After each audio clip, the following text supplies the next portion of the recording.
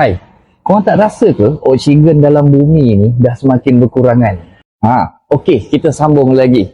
Peratusan oksigen dalam bumi ni adalah sebanyak 21%. 21% kita convert kepada kilogram adalah sebanyak 1.2 juta trilion kilogram oksigen dalam bumi ni.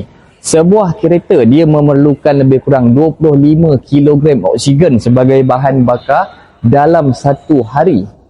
Okey, dan anggaran untuk kenderaan di seluruh dunia ni adalah sebanyak 1 bilion. Okey, 1 bilion kali dengan 25 kilogram bersamaan dengan 25 bilion. Okey, apalah sangat 25 bilion daripada 1.2 juta trilion kan?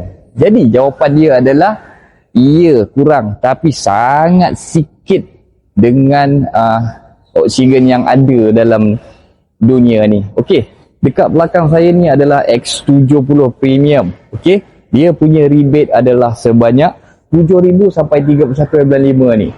So, kalau korang berminat, boleh cek di bio saya.